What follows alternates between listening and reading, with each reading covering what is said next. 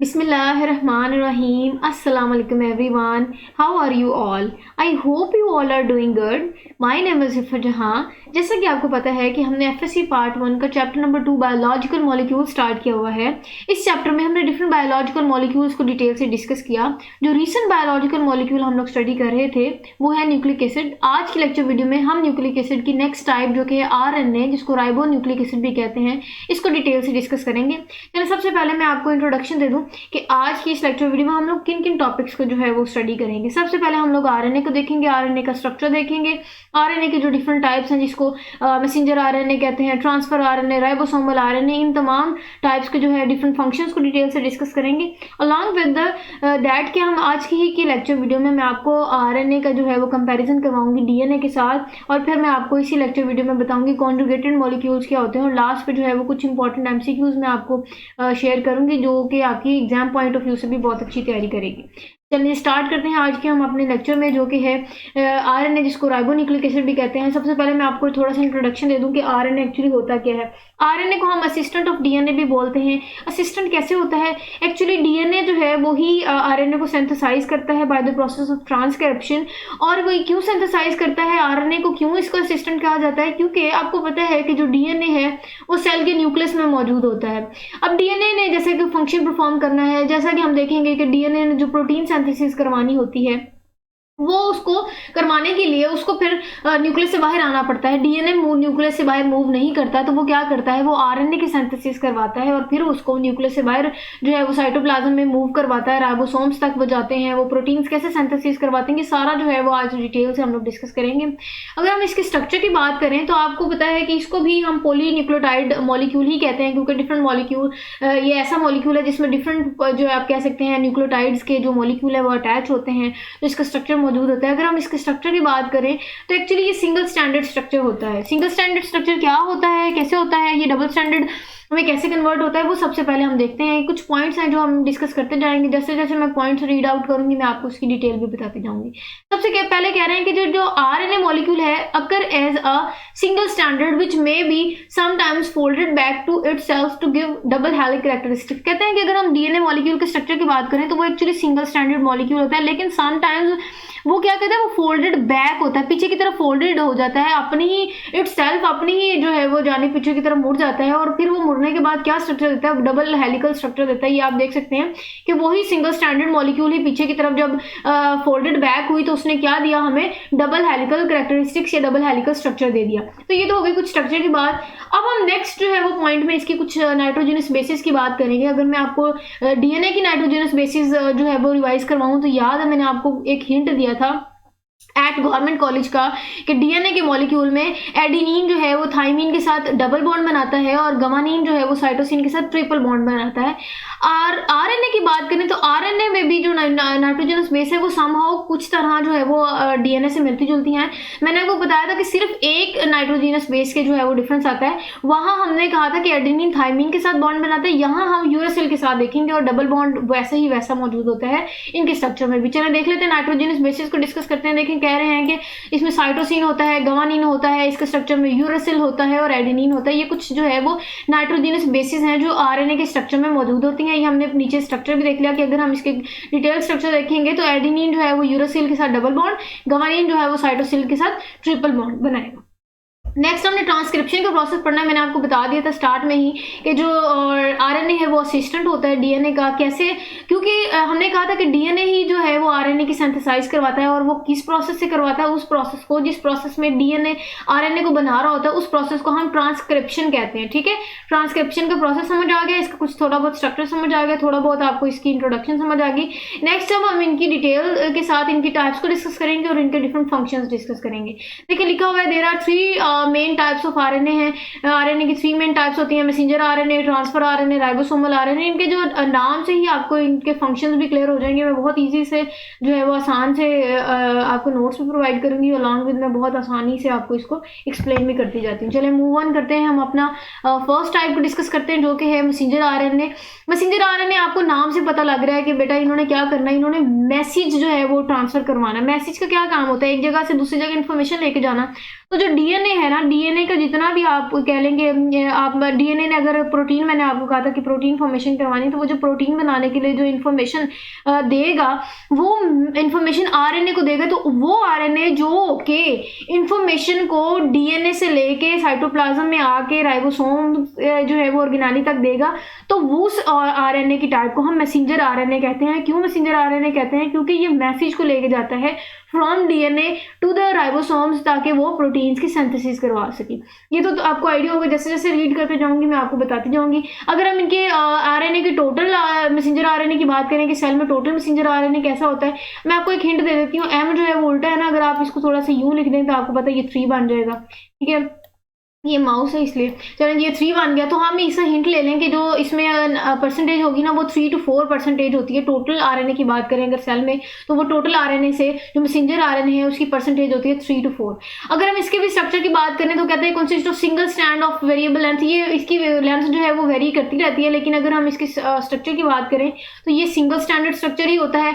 It's अगर कहते हैं, मैंने आपको कहा ना कि इनकी लेंथ जो है वो वेरिएबल होती है, वेरी कर सकती है। क्यों वेरी कर सकती है, अब हम बात करते हैं। कहते हैं कि its length depends upon the size of a gene as well as protein for which it is taking the message। कहते हैं जहां से डीएनए जितना इंफॉर्मेशन, जो डीएनए जो जेनेटिक इंफॉर्मेशन या प्रोटीन इंफॉर्मेशन जो शेयर करेगा, वो उसके अकॉर्डिंगली जो है वो मैसेंजर आरएनए अपनी लेंथ जो है वो डिपेंड करेगा। जितनी आप कह सकते हैं कि मैसेज होगा, उतनी ही उसी मैसेज के अकॉर्डिंगली डीएनए की लेंथ या डीएनए की इंफॉर्मेशन के अकॉर्डिंगली जो मैसेंजर आरएनए है वो अपनी लेंथ को जो है वो वेरी करता है। क्लियर हो गया। अब मजीद इसकी लेंथ पॉइंट ऑफ व्यू से एक एग्जांपल देख लें। कहते हैं कि एक प्रोटीन मॉलिक्यूल है, अगर उस प्रोटीन मॉलिक्यूल में 1000 अमाइनो एसिड है, तो उस अमाइनो एसिड को आप कह सकते हैं मैसेज को कैरी करने के लिए, या 1000 अमाइनो एसिड के लिए हमें मैसेंजर आरएनए की कितनी लेंथ रिक्वायर्ड है। तो कहते हैं कि अगर एक प्रोटीन मॉलिक्यूल में 1000 अमाइनो एसिड्स अटैच हैं, तो उसके लिए अगर हम मैसेंजर आरएनए की लेंथ देखें तो वो कहते हैं कि 3000 न्यूक्लियोटाइड्स होने चाहिए मैसेंजर आरएनए में अटैच।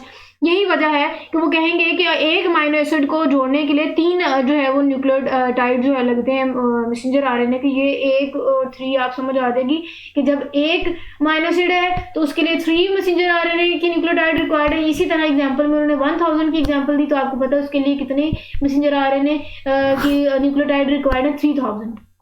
यहाँ तक तो हो गया इसकी थोड़ी बहुत इन्फॉर्मेशन। अगर हम इसके फंक्शन की बात करें ना बेटा, तो मैंने आपको स्टार्ट से बता दिया कि इसका फंक्शन है कि इसने मैसेज कन्वे करना है from DNA to the ribosome, ताकि वो फिर डीएनए ने अगर इन्फॉर्मेशन दी है कि भाई ये जेनेटिक इन्फॉर्मेशन है, ये प्रोटीन तैयार करनी है, तो फिर वो जाहिर है आपको पता है कि ऑर्गेनेली के पास जाएगा। जो राइबोसोम है वो आपको पता है वो प्रोटीन फैक्ट्री होती है, और वो फिर वो उस इन्फॉर्मेशन को रीड आउट करेगी और फिर उसके अकॉर्डिंगली प्रोटीन जो है वो बनाएगी। ये तो हो गया फंक्शन। तो हम रीड कर लेते हैं, क्लियर हो जाएगा मजीद आपको।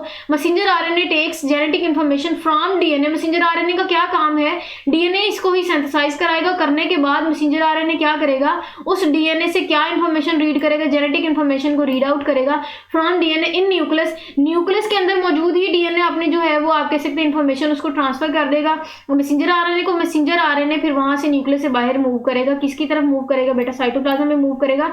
साइटोप्लाज्म में क्यों मूव करेगा, क्योंकि वहां राइबोसोम मौजूद है। राइबोसोम क्या है, प्रोटीन फैक्ट्री है टू फॉर्म पार्टिकुलर प्रोटीन्स, ताकि वो प्रोटीन तैयार कर सके। क्योंकि डीएनए ने काम ही यही दिया था कि प्रोटीन की जो है वो सिंथेसिस करवाए। वो मैसेंजर आरएनए जो है वो इन्फॉर्मेशन को लेके आगे राइबोसोम के पास और कहता है कि ये इन्फॉर्मेशन डीएनए ने मुझे सेंड की, इसको रीड आउट करो और इसके अकॉर्डिंगली हमें प्रोटीन का जो है वो स्ट्रक्चर फॉर्म कर दो। क्लियर हो गया। मैसेंजर आरएनए के नाम से पता लग गया, मैसेज कन्वे करना, एक जगह से दूसरी जगह मैसेज लेके जाना। हमें इसकी परसेंटेज भी डिस्कस कर ली, मैंने हिंट भी दे दिया। एम जो है वो 3 होता है, और इस तरह मैंने आपको इसकी लेंथ की बात की कि लेंथ जो है वो वेरी करता है। जितनी इन्फॉर्मेशन होगी उसके अकॉर्डिंग इनकी लेंथ वेरी करती है। मैंने आपको बता दिया कि एक अगर प्रोटीन मॉलिक्यूल में 1000 अमाइनो एसिड है, तो उसके लिए हमें फिर जो मैसेंजर आरएनए की लेंथ रिक्वायर्ड होगी, उसमें मैसेंजर आरएनए में हमें फिर 3000 न्यूक्लियोटाइड लगे होने चाहिए। क्लियर हो गया ये सारा। चले मूव ऑन करते हैं हम अपनी नेक्स्ट स्लाइड में, जो कि है ट्रांसफर आरएनए।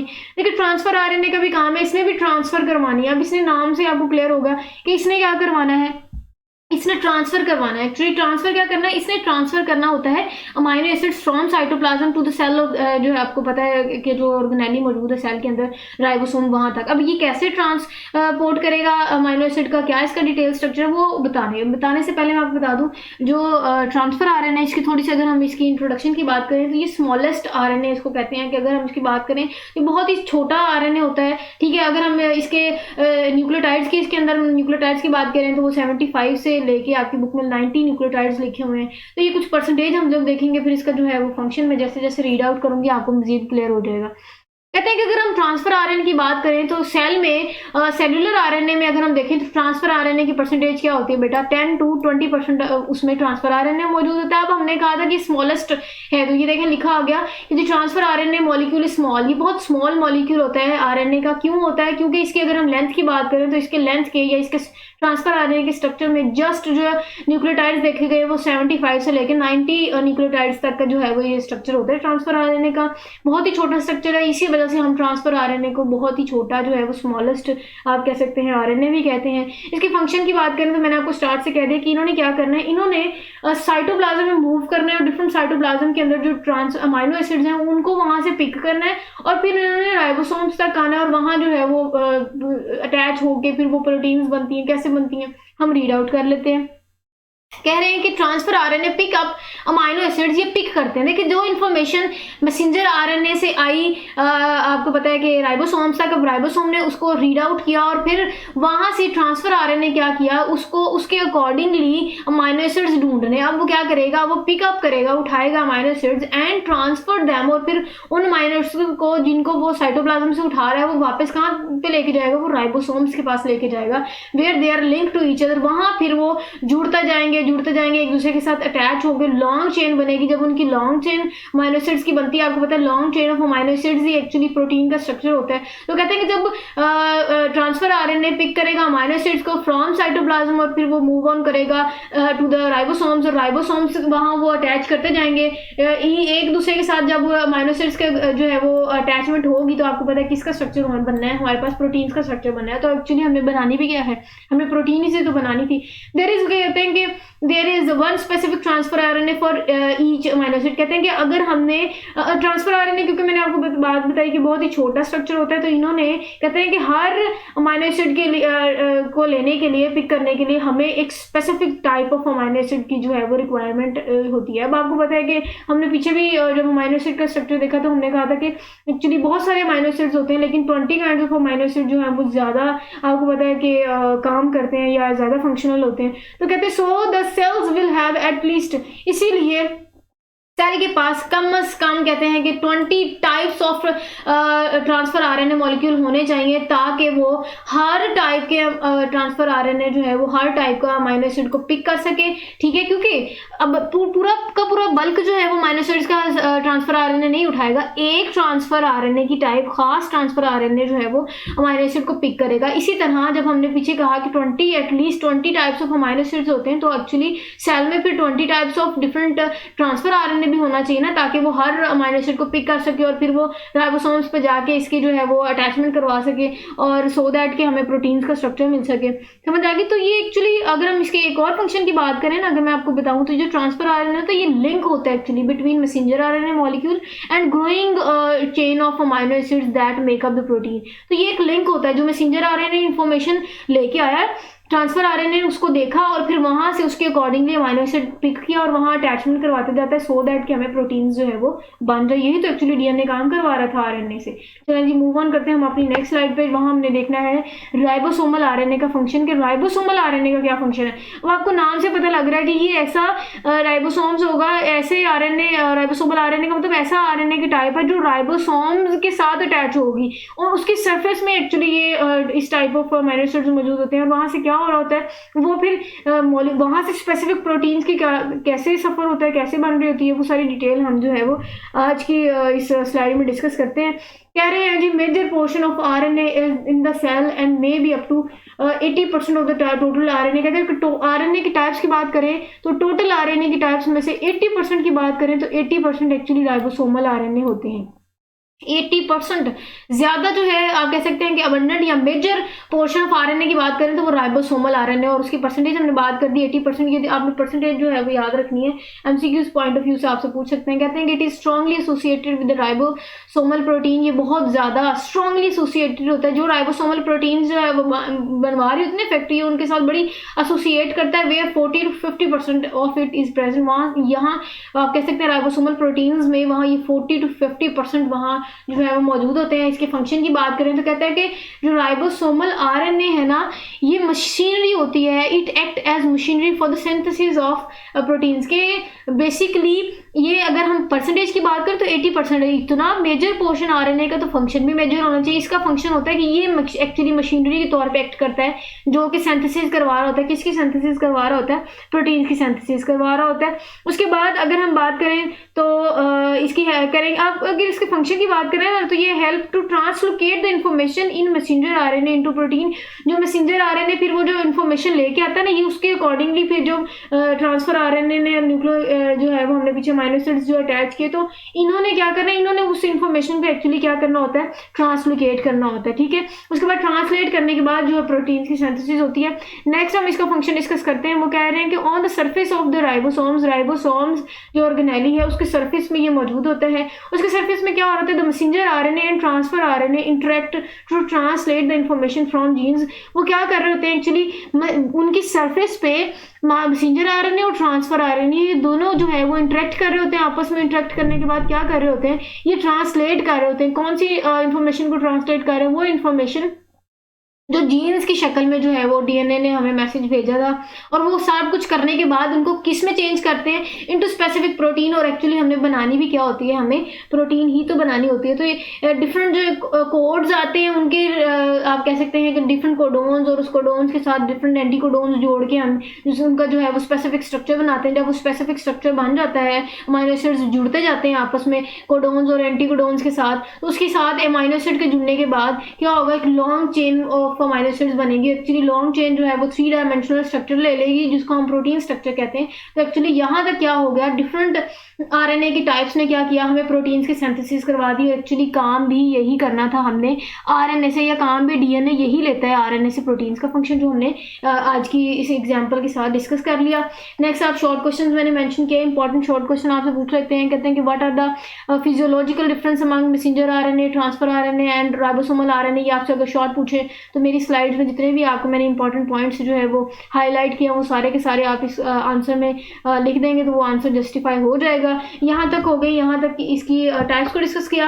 अब जो है वो हमने नेक्स्ट डिफरेंस देखना है। इससे क्या होगा कि आपके अगर माइंड में कुछ कंफ्यूजन है, डीएनए और आरएनए का स्ट्रक्चर मिक्सअप होता है, तो वो ना हो। कुछ जो है वो हम डिटेल डिस्कस करेंगे डीएनए के साथ, और इसका कंपैरिजन करेंगे आरएनए के साथ, सो दैट कि आपको अगर डिफरेंस भी पूछा जाए शॉर्ट क्वेश्चन में या लॉन्ग में, तो आप उसको लिखने के कैपेबल हो जाओ। अगेन मैंने आपको इसके नोट्स भी प्रोवाइड कर दिए।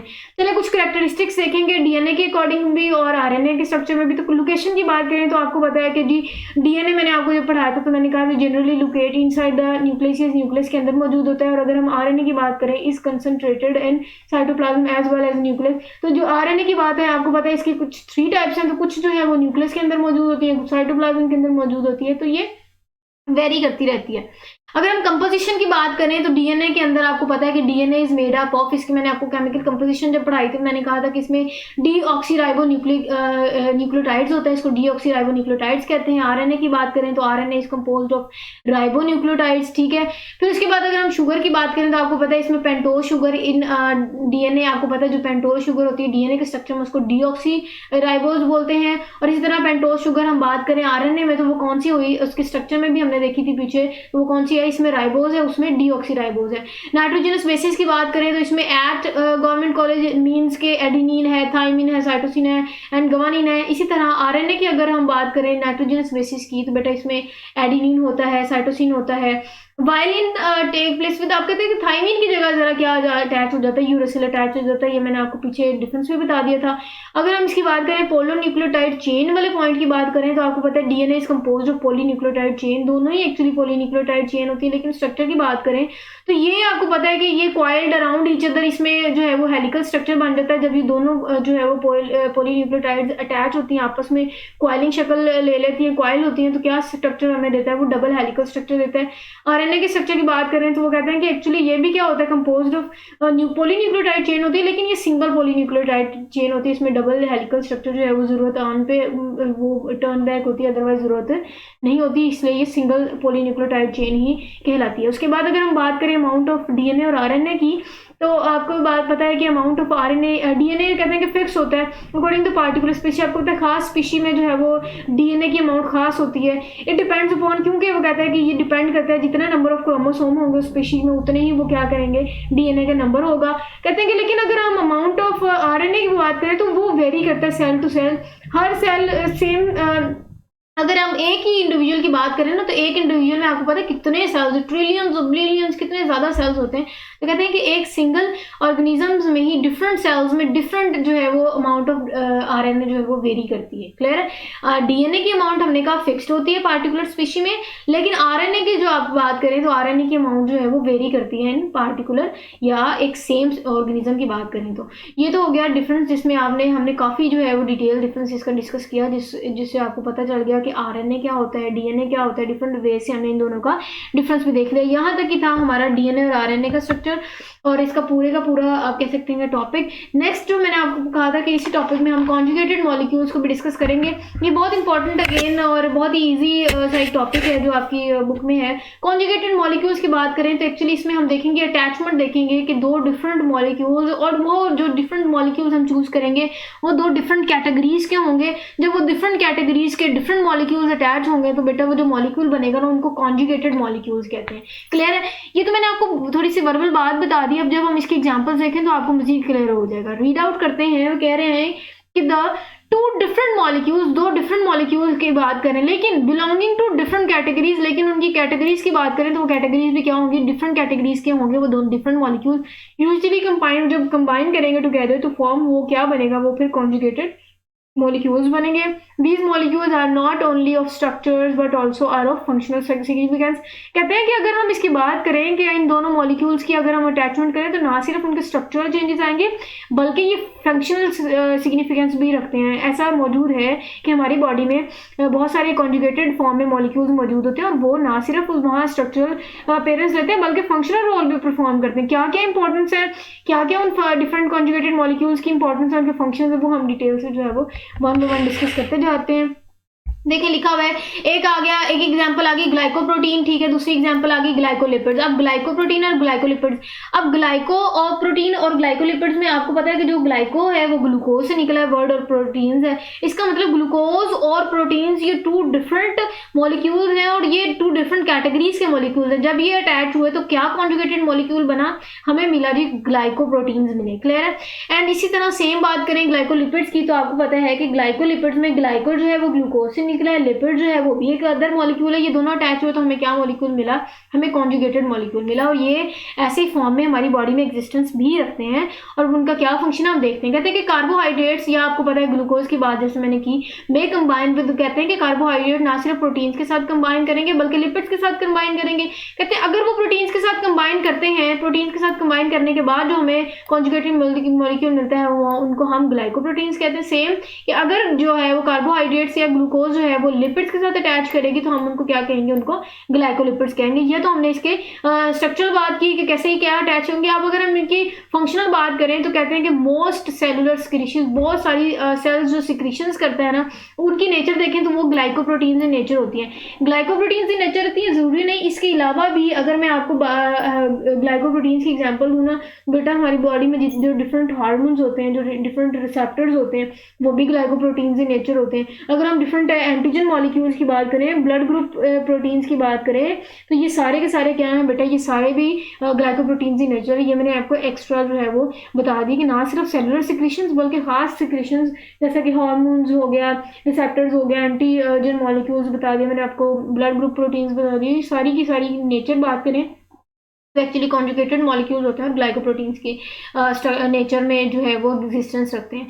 अब अगर हम बात करें बोथ ग्लाइकोप्रोटीन्स और glycolipids are integral structured component of plasma membrane. कहते हैं कि अगर हम प्लाज्मा मेम्ब्रेन की बात करें तो उनमें हमें कि दोनों के दोनों स्ट्रक्चर मौजूद होते नजर आते हैं। आपको पता है कि आपने जब प्लाज्मा जो है वो मेम्ब्रेन की बात की, आपने इसके डिफरेंट सेल मेम्ब्रेन्स की बात की, आपने जब स्ट्रक्चर की बात की तो हमने कहा था कि लिपिड बाइलेयर है जिसमें डिफरेंट जो है वो आपने कहा था कि प्रोटीन्स के मॉलिक्यूल एम्बेडेड होते हैं, ठीक है। तो ये लिपिड बाइलेयर और उनके अंदर मौजूद प्रोटीन्स के, तो ये आप कह सकते हैं कि इसमें ये ग्लाइकोप्रोटीन्स हमने देखे, इसमें इसके स्ट्रक्चर में हमने ग्लाइकोलिपिड्स जो है वो देखे। तो हमने कहा कि जो दोनों स्ट्रक्चर्स हैं ये इंटीग्रल स्ट्रक्चरल कंपोनेंट भी देते हैं। और किसका इंटीग्रल स्ट्रक्चरल कंपोनेंट देते हैं? हमें प्लाज्मा मेम्ब्रेन का जो है वो स्ट्रक्चरल कंपोनेंट बनाते हैं। चलो यहाँ तक हो गया इसका। नेक्स्ट हम डिटेल डिस्कस करते हैं कि लाइपोप्रोटीन्स क्या होते हैं। अब लिपोप्रोटीन्स, आपको पता है लिपोप्रोटीन्स का मतलब कि लिपिड्स अटैच है, किसके साथ अटैच है? प्रोटीन्स के साथ। अब ये देखें इनकी दोनों की डिफरेंट ही नेचर है। ये एक और कैटेगरी का, ये एक और कैटेगरी का मॉलिक्यूल। तो डिफरेंट कैटेगरीज के डिफरेंट मॉलिक्यूल जब अटैच हुए और फिर उसके अटैचमेंट के बाद जो कॉन्जुगेटेड मॉलिक्यूल बना उसको क्या बोलते हैं? लिपोप्रोटीन्स। अब लिपोप्रोटीन्स का हम फंक्शन देखेंगे कि ये जो लिपोप्रोटीन्स है इसका फंक्शनल रोल क्या है। अगर हम फंक्शनल रोल की बात करें तो आपकी बुक में लिखा हुआ है कि जी there are basic structural framework of all types of membranes in the cells. जितने सेलुलर मेम्ब्रेन्स की अगर हम स्ट्रक्चरल फ्रेमवर्क की बात करें तो वो एक्चुअली लाइपोप्रोटीन्स की बात होते हैं नेचर। इसके अलावा अगर मैं इसके सोर्सेज की बात करूँ तो आपको पता है मिल्क हो गया, डिफरेंट फैटी थिंग्स हो गया, ये जो होते हैं ये इनकी जो है वो आप कह सकते हैं सोर्सेज में आ जाते हैं। नेक्स्ट हमने कॉन्जुगेटेड मॉलिक्यूल डिस्कस करना है, वो है न्यूक्लियोप्रोटीन्स। अब न्यूक्लियोप्रोटीन्स में नाम से पता लग रहा है आप में, इसमें भी दो जो है वो अटैचमेंट हुई है डिफरेंट मॉलिक्यूल्स की, जिसमें एक तो न्यूक्लिक एसिड है और दूसरा जो है वो आपको पता है प्रोटीन्स है। तो जब न्यूक्लिक एसिड प्रोटीन्स के साथ अटैच होंगे कम्बिनेशन के बाद हमें जो कॉन्जुगेटेड मॉलिक्यूल बनेगा उसको हम न्यूक्लियोप्रोटीन्स बोलते हैं। और अगेन इसके हम अगर मैं इसकी फंक्शन की बात करूँ तो ये भी हमारी बॉडी में जो है वो डिफरेंट फंक्शनल रोल परफॉर्म करता है हमारी बॉडी में। और ये आपको पता है बेसिक जो है वो हम देखेंगे कि हमारा स्ट्रक्चरल रोल भी प्ले करता है, फंक्शनल रोल्स भी जो है वो परफॉर्म करते हैं। और न्यूक्लिक एसिड आपको पता है वो specific affinity for basic proteins and are combined together to form nucleoprotein. तो बहुत सारी अफिनिटी रखता है हमारी बॉडी में, जितनी भी आप कह सकते हैं कि स्पेशल अफिनिटी रखता है प्रोटीन बेसिक प्रोटीन्स के कम्बिनेशन में, तो वो जो है वो रिजल्ट करता है हमारे न्यूक्लियोप्रोटीन्स में। उसके बाद हम जो है वो नेक्स्ट अगर हम बात करें कि न्यूक्लियोहिस्टोन्स क्या होते हैं तो आपको पता है expressions are present in chromosomes and play important role in the regulation of gene expression.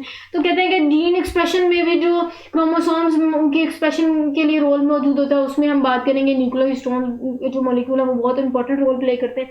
इसके अलावा जो जेनेटिक मटेरियल्स में भी इनका बहुत इंपॉर्टेंट रोल है। अगेन नीचे शॉर्ट क्वेश्चन इंपॉर्टेंट पूछा जाता है कि जी कॉन्जुगेटेड मॉलिक्यूल्स क्या होते हैं डिफरेंट। आप इसके एग्जांपल्स देखें तो मैंने आपको बता दिया। आप ग्लाइकोप्रोटीन्स, ग्लाइकोलिपिड्स लिख सकते हैं, लाइपोप्रोटीन्स लिख सकते हैं, न्यूक्लियोप्रोटीन्स लिख सकते हैं। तो ये डिफरेंट जो है वो आप कॉन्जुगेटेड मॉलिक्यूल्स को उनके एग्जांपल्स के साथ एक्सप्लेन कर सकते हैं। यहाँ तक तो हो गया हमारा जो है वो डिटेल जो है वो टॉपिक की डिस्कशन। नेक्स्ट हम जो है वो कुछ एमसीक्यूज डिस्कस करते हैं सो दैट कि आपकी जो है वो रिवीजन भी हो जाए और आपको अंदाजा हो कि आपकी कितनी तैयारी होगी। मूव ऑन करते हैं हम अपने फर्स्ट इंपॉर्टेंट एमसीक्यूज की तरफ। स्टेटमेंट मैं पढ़ती हूँ, फिर मैं आपको इसके जो है वो ऑब्जेक्टिव दूंगी, इसके आपको ऑप्शंस दूंगी ताकि आपको आइडिया हो जाए कि इसका आंसर्स क्या है। मेरे साथ आप जो है वो इसके आंसर्स भी देखेंगे और आपकी तैयारी अच्छी हो जाएगी।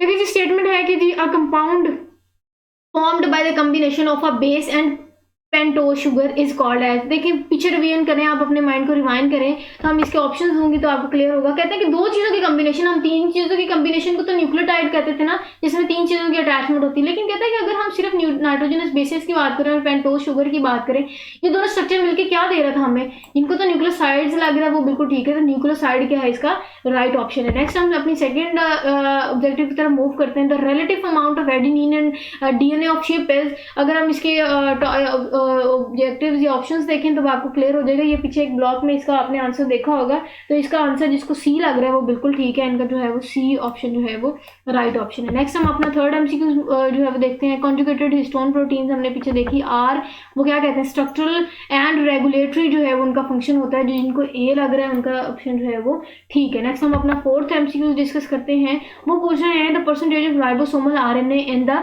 सेल। याद हो तो मैंने कहा था कि राइबोसोमल आरएनए जो है वो लार्जेस्ट आरएनए है और इसकी यही वजह है कि ये परसेंटेज में भी क्या होते हैं, ज़्यादा होते हैं। तो आपको पता है यहाँ सबसे ज़्यादा परसेंटेज 80% है और हमने इस टॉपिक में भी इसकी परसेंटेज 80% डिस्कस की। तो D option is the right option.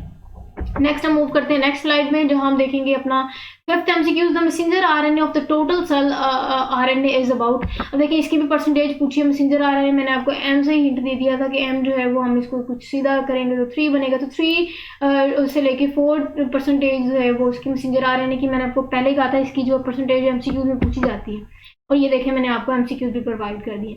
Next हम देखते हैं जी ribosomal RNA is synthesised and stored in. अगर हम राइबोसोमल आरएनए की बात करें कि राइबोसोमल आरएनए सिंथेसाइज कहाँ होता है और स्टोर कहाँ होता है, तो आपको पता है न्यूक्लियोलस में ये जो है वो ना सिर्फ सिंथेसाइज करता है वहाँ बल्कि वहाँ स्टोर भी हो जाता है, तो nucleolus is the right option. Next हम इसका एमसीक्यूज देखते हैं जो कि हमारी आज की लेक्चर वीडियो का लास्ट एमसीक्यूज है, जो कि है 80% of the total RNA in the cell comprises of, हमने ऊपर भी डिस्कस किया 80% जो आरएनए होता है वो कौन सा होता है, मैसेंजर आरएनए होता है, राइबोसोमल आरएनए होता है या ट्रांसफर आरएनए होता है। जिनको तो राइबोसोमल आरएनए लग रहा है उनका ऑप्शन जो है वो ठीक है। चलो जी यहाँ तक तो था आज का हमारा जो लेक्चर वीडियो, और अलॉन्ग विद ये एक्चुअली सेकेंड चैप्टर की जो है वो लास्ट लेक्चर वीडियो। इसके बाद इंशाल्लाह हम अपना थर्ड जो है वो एंजाइम वाला चैप्टर स्टार्ट करेंगे इंशाल्लाह।